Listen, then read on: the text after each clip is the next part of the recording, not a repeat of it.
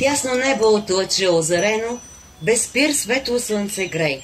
Сладкопойна птичка чевролика, пърха с крилца, вълшебната си песен пей.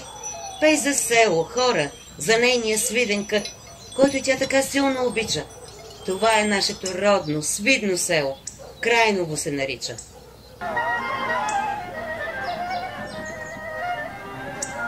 Моето родно място в община Болярово, село Крайново, скътано между Странджа и Сакар, продължава настойчиво да се обновява и развива. Въпреки големия срив, който преживя с обезлюдяването му, сега потомци, наследници на родове и новодомци имат амбиции да го възродят като туристическа дестинация. С добрите си дела, с голямо желание работят това да се случи. Това е записал Димитър Петров Димитров, Антика, краеведът на село Крайново, във ръкопис завещан на родното му място.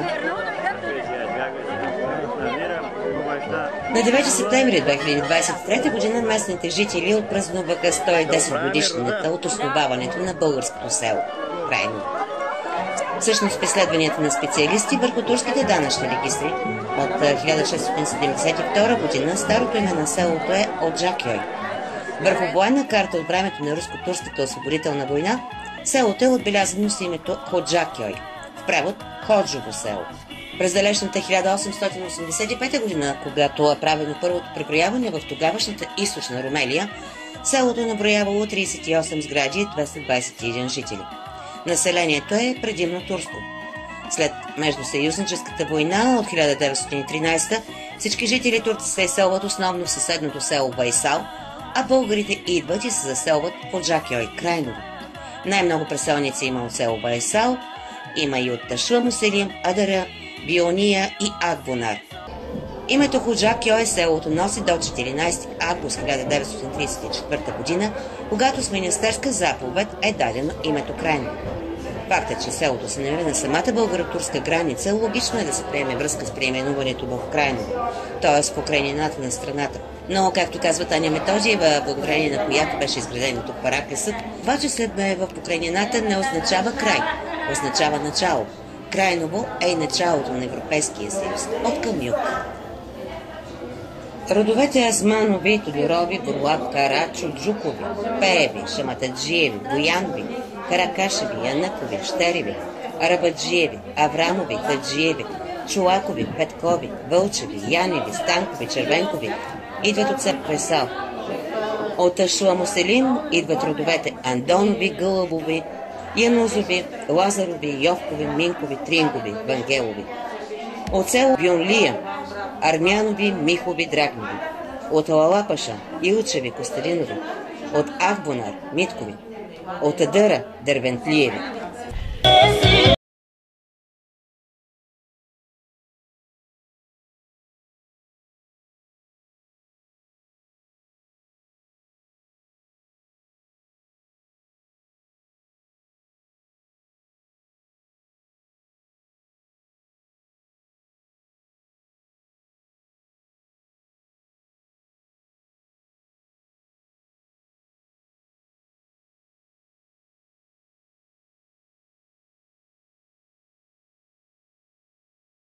Минков, Иван Апостолов, Методи Пеев, при когото се създава ЕКСС-то. По времето на кмета Георги Гълъбов идват първите комбайни в селото, направени асфалтовият път от село Воден до село Крайново. По времето на Стоян Николов се изгражда канализацията за питейна вода. Димитър Петров Антиката също е бил кмет на Крайново. По негово време се извършва реконструкция на уличното осветление, ремонт на сградата на магазин, чакалирани са улици. Следват Петя Вълчева, Димитър Петров, Мунката. От 2004 година кметски наместник на селото е Ангелина Василева. Добре дошли под родното небе, скъпи земляци, уважаеми гости, скъпи съселени, дами и господа.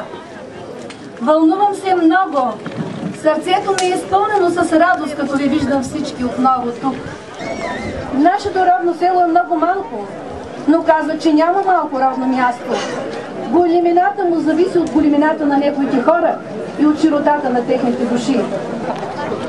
Може би под въздействието на всички тези чувства, които бушуват в нас при завръщането в родния край, В онзи студен и снежен ноемврийски ден на 2006 година, когато организирах първата земляческа среща, нещо, което не беше се случвало повече от 20 години.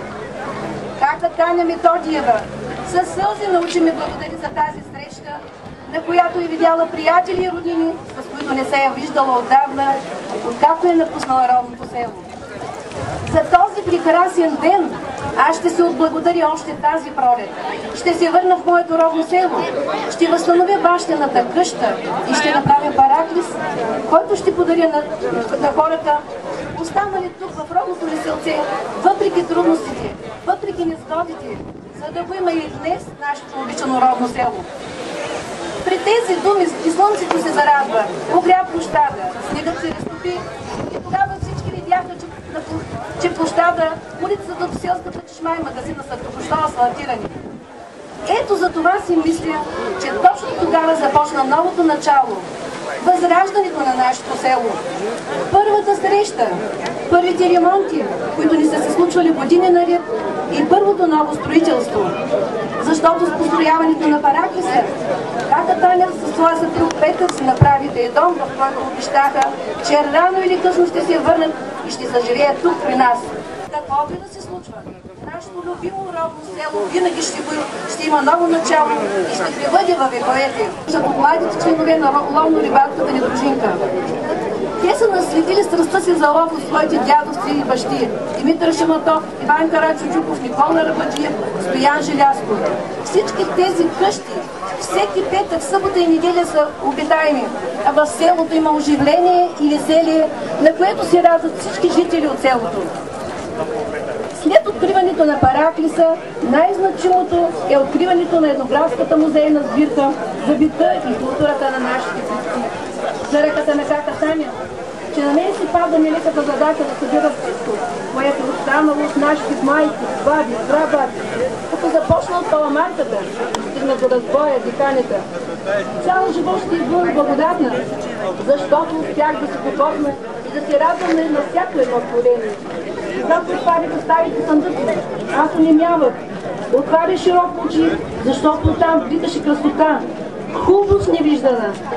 Друго, с което се захванах още първата година, бе благоустрояването на селото. Вижда се от всеки колко е променен обликът му. Сградата на кметството е санирана, старата дограма е подменена. На два етапа възстановихме оградата на кметството. Направи се тотална настилка. Благодарение на община Болярово и на Петър Бошков се сбъдна една моя дългогодишна мечта да възстанови читалището и да направим стая за пенсионера. И така, през 2011 година отрязохме лентата и днес има веселба и глъчка на място, което беше онемяло повече от 30 години. Друга голяма придобивка за селото е ловната хижа, изградена основно съседство на семейство Загорчеви и членовете на ловно-рибарската ни дружинка. Благодарение на община Болярово асфалтовият ни път воден Крайново се поддържа в добро състояние.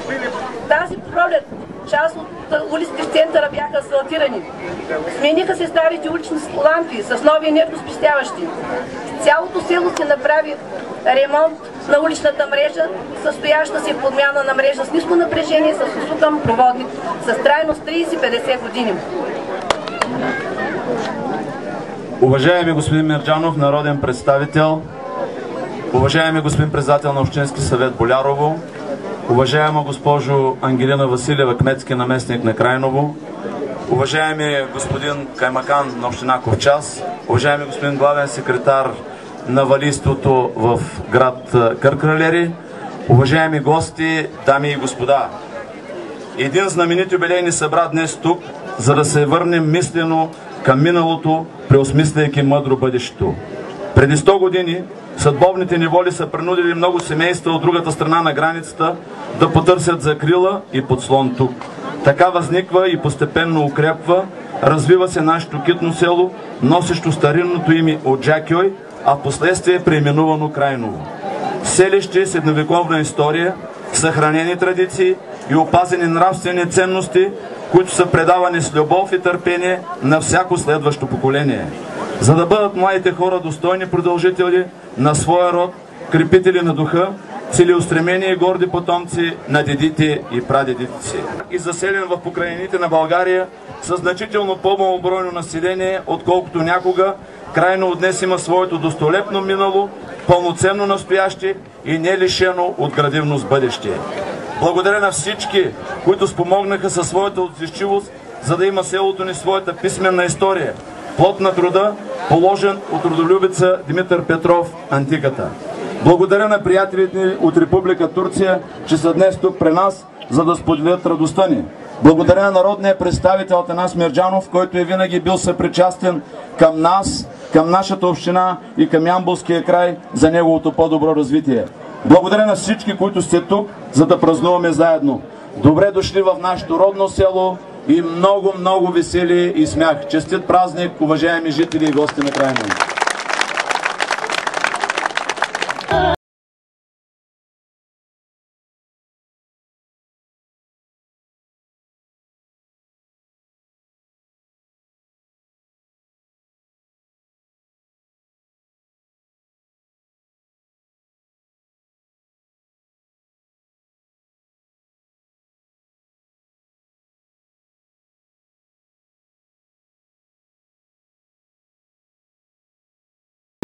Откриването и освещаването на Параклиса на 18 август 2007 година се превръща в грандиозен празник в село Крайново.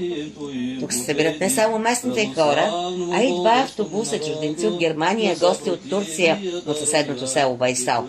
Отец Петър извърши водосвет и благослови всички присъстващи.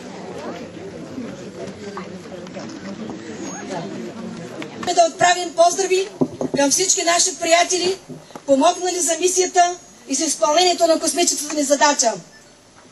Семейство Диана и Генко Карабаджакови, главен архитект на град Созопол, помогнала за изграждането на този духовен дом.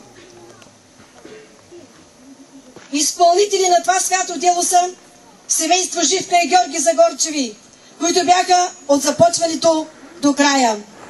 Но най-големите изпълнители и завършители на този дом са моят съпруг Петър Петров и Войчо Витко Антиката, който от първия до последния ден беше на градежа в студ и пек, в дъжд и сняг, без ток, без вода, пренасяйки всичко на ръце, тъй като до тук няма и подходящ път.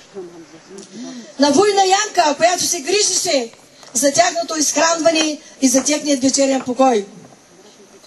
На Мими Кирязова, президент на фирма Градеж и нейната съдружничка Нина.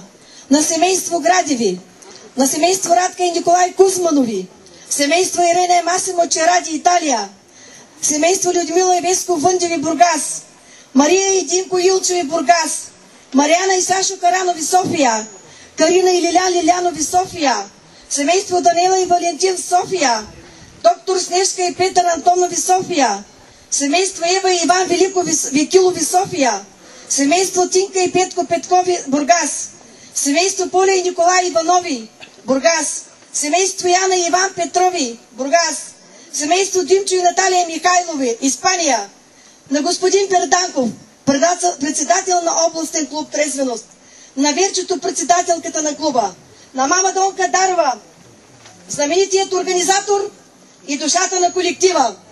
Благодарим ви от сърце.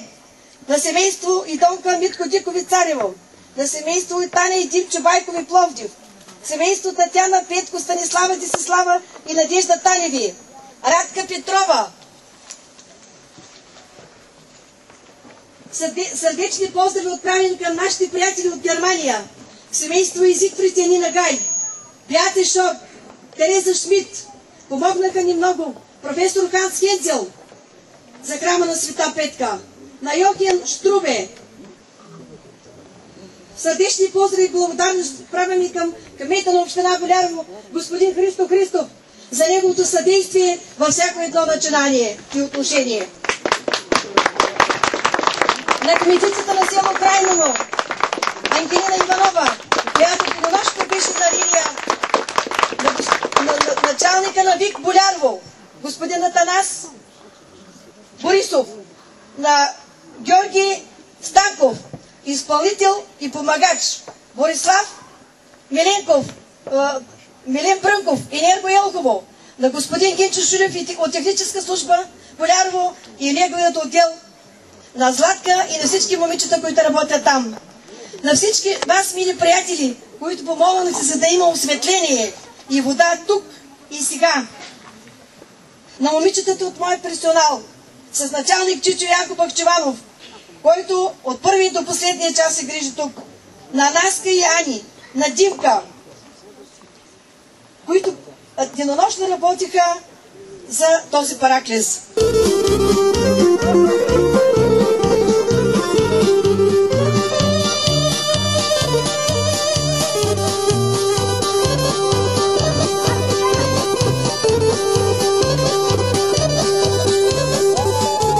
Крайново, малко, но приказно, китно, тръпка в гърдите, селце крайгранично, 100 годишно и все тъй обичано, Твоето име с любов пак изричаме.